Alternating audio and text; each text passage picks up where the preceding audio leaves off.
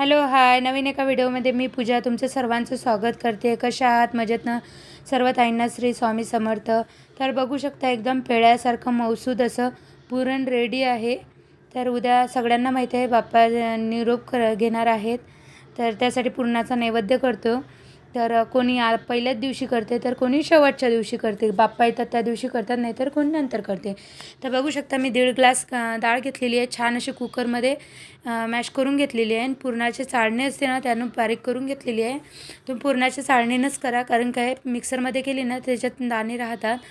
तर आता एक कढई ठेवलेली आहे आणि त्याच्यात तूप टाकलेलं आहे। कढईला खाली असं 1 चम्मच असं हे लावून घेतलेलं आहे आणि छान थोडंसं आपल्याला आधी डाळीचं ते मिश्रण आहे ना तेच भाजून घ्यायचं आहे। नंतर मी साखर ॲड केलेली आहे। तर 1.5 ग्लासाला मी 1च ग्लास साखर घेतलेली आहे।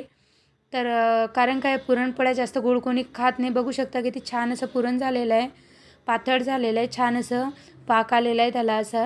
आता छान असं घोटून घ्यायचं त्याला। आता नंतर विलायची पूड टाकलेली आहे, जायफळ पावडर टाकलेली आहे। जायफळ पावडर तुम्ही नक्की आवर्जून टाका।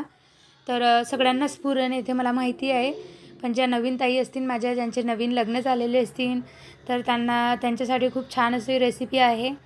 तर बघू शकता थोडं वरून 1 चम्मच तूप टाकलेलं आहे। आणि जोपर्यंत पुरण आहे ना कसं झालं ओळखायचं, तर जोपर्यंत पुरण आहे ना आपलं पूर्ण कढई सोडत नाही तोपर्यंत छान असं पुरणाला चटका देऊन भाजायचं। म्हणजे म्हणतात ना चटका द्यायचा, तसं भाजून घ्यायचं। तर बघू शकता चमच्यात धरलं तर असं पडतसुद्धा नाही। तर पुरण बघा रेडी आहे। कसा वाटला व्हिडिओ?